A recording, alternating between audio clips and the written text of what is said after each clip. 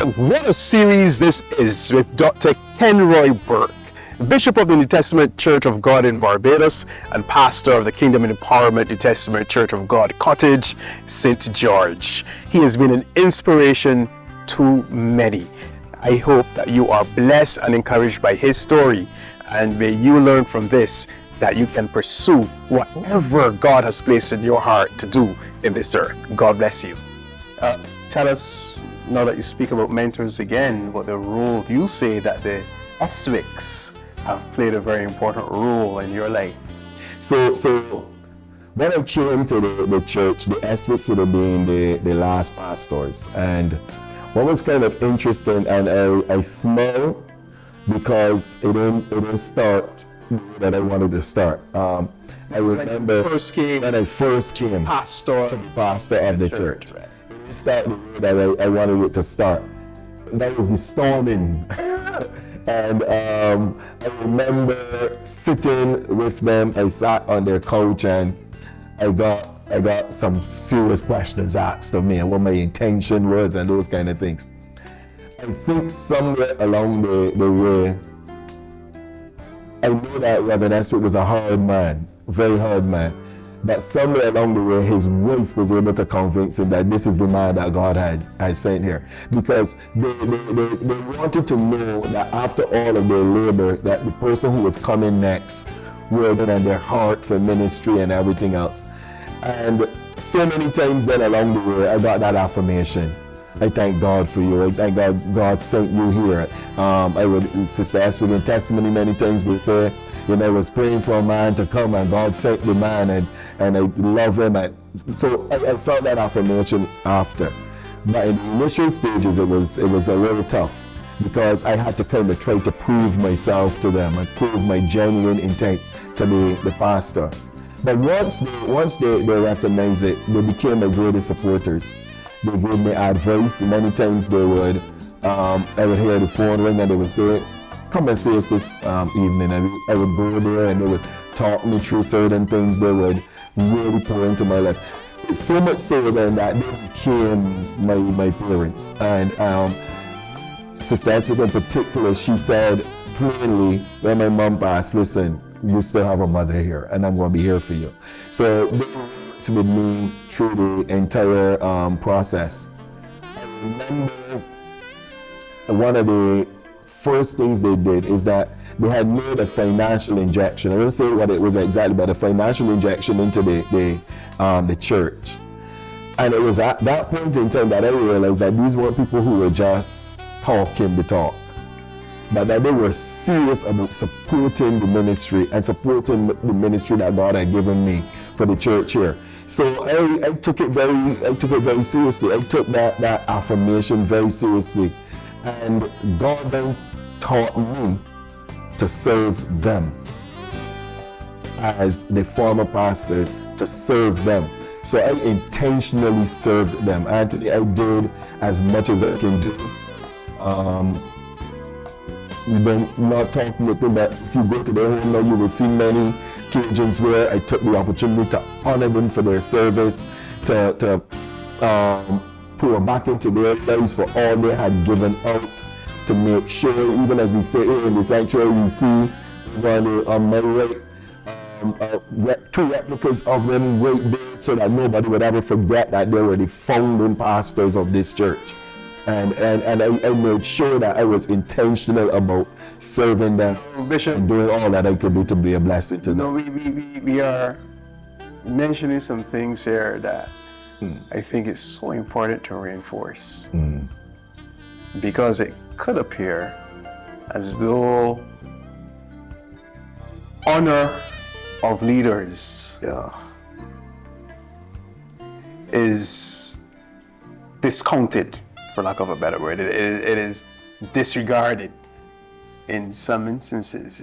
There are times where pastors may feel as though people couldn't wait, or leaders may feel as though people couldn't wait to get them out of the way. Yeah. And we need to really speak about the importance of honoring leaders, because they in many instances, and again, we just speak about leadership on a wide scale, they've, blood, sweat, and tears, time invested, and things that people may not even know, sacrifices they have made. And there are times where that can feel as though it meant nothing to the people that they serve, and that must be a hard thing. What you're saying is that it is important to honor our leaders and to demonstrate to other people, and perhaps even the current leaders is important too, because when you teach and when you demonstrate how to honor leaders, then the person who's going to sit in that space, they will be serving as leader. That must mean something. Yeah. Now, Anthony, you seem to hit in several nerves here in this interview with me, because one of the serious travesties of ministry is we operate in an environment of dishonor. Sad to say, yes, there are people who are just waiting to wipe the slate of the person who, and it's almost as though it's a political party kind of operation. You were in power for this time, and now I come along and I get rid of everything, or I try to show up all of the deficiencies of your administration and your leadership over the period. It is sad when it comes into the church. But you see, I am not shocked, because our environment, and I must say this, our environment and everything that we experience now as Caribbean people came straight out of the unfortunate occurrence of slavery. We did not understand what honor really meant. So we could honor people who came from a foreign land, but we couldn't honor our own. And we are in a bad place where there are some persons who don't know how to celebrate other people, who don't know what it means to be able to say good job. We hear that in the other cultures, good job, and some parents today have actually caught on to it, and they say it to their children and they. But affirmation and honor and celebrating people is not something that we do well in the Caribbean. It's not something we do well in our culture, because we're either one, comparing and competing, or two, we're trying to pull down. And sometimes in the comparing and the competing, the only opportunity to kind of get on level ground with some people is to pull them down. So it feels sometimes as though we are breeding now generations of people who don't appreciate what it means to say thank you for all that you've done. So as soon as mommy and daddy get a certain age, I'm gonna ship them off to a home, because I'm not gonna take care of them, and I'm not going to put all of this effort into them. You know what? I didn't ask to be born, they were supposed to do it. So it's that kind of mindset and mentality that is taking place today. So when I came to Kingdom Empowerment, one of the things that I wanted to break was that mindset, because as I said to you, it wasn't all about me. If it was all about me, it would have been easy for me to come in and to push everybody aside. But it wasn't all about me, it was about me being able to see the congregation grow and develop and everything become the best that they could be. But I knew that it could only happen if there was a case of building on the plan and the succession plan that couple had put in place. So I consistently affirmed them and affirmed the vision that God had for them. And then by the time God started to reveal new things, it was as a result of an offshoot of what they had done. So honor was due. I mean, honor was due, and I did all my very best. So when you sit and you think now of a place where you have people who are coming up in ministry, they're disrespectful. There are, obviously there's a lot of dishonor that is shown. Then there are also in the unfortunate place of trying to compete with the pastor who went before them. It's obvious that things of like honoring the pastor, honoring the leadership and those kind of things is not going to be a priority. Because as far as they're concerned, they want to outdo and they want to outshine, and they don't recognize that is not the way it is done. I wish that we could very well have persons who, and I'm not talking about standing from the platform and saying, I honor Pastor Berg, I honor that is as shallow as just saying I like you. Sometimes you don't even know what it is. And what I'm looking at is people who show by their actions that honor. Because the honorable person will show honor. And that is one of the things that I learned up front. So those are the ones that you're able then to gravitate towards when it comes to succession planning, developing ministry and those kind of things. Not people who have ulterior motives of just coming into ministry and outdoing the person who has gone before them. Yeah, we probably take the series in a whole different direction. Exactly. If we were to begin to speak about the repercussions of dishonor. But what is very clear is that we can't get away from the fact that you're calling us to do better. To do much better. When it comes to recognizing the importance of honoring leaders. Yeah, and you don't lose when you honor them. Now, again, in our culture, and you have to understand the effects of slavery, because when you begin to honor people, people start to think that you are worshiping them and that you're going too far with it, and that is the balance that you have to ask the Holy Spirit to be able to keep there with you, because you don't want to ever get to that place where you worship the messenger.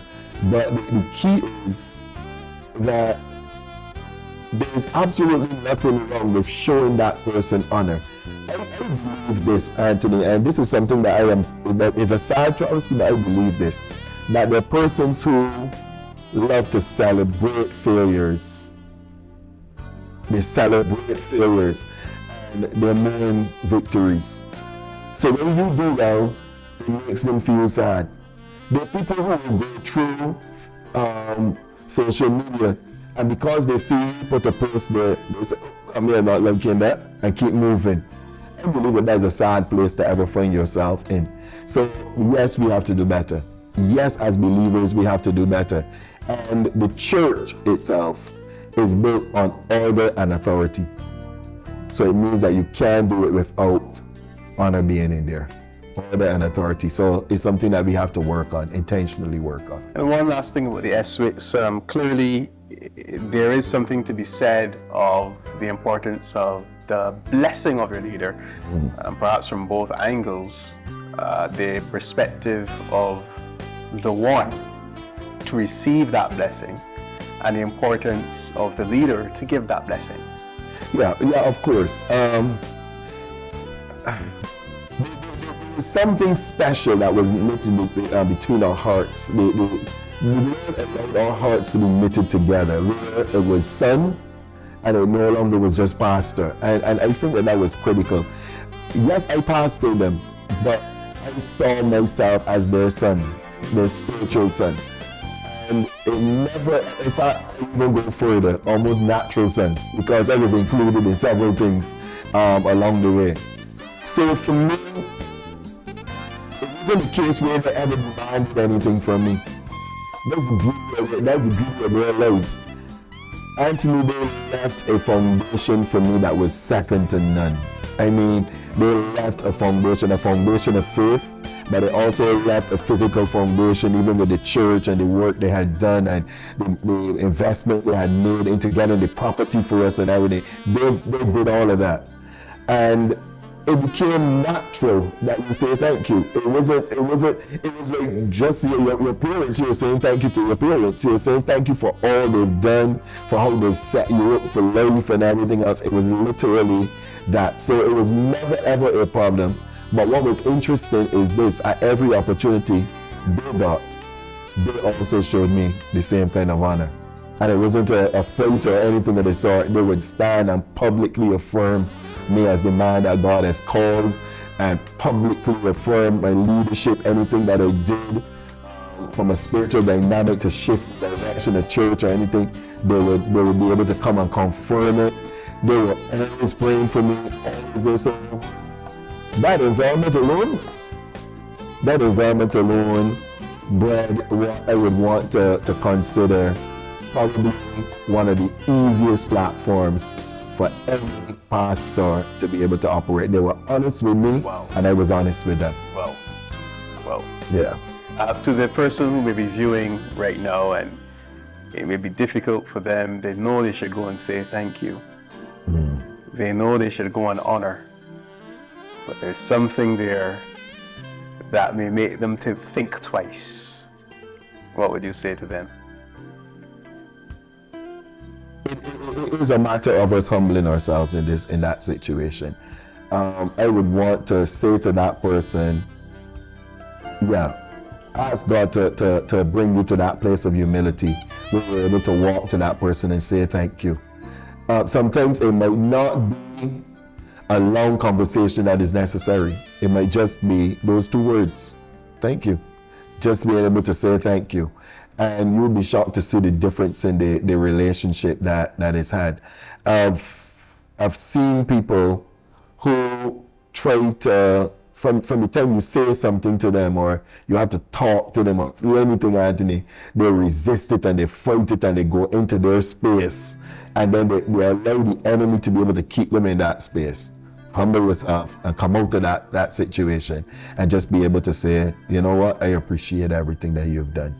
It may not always seem as though it was for me or it was for me, but I appreciate all that you've done.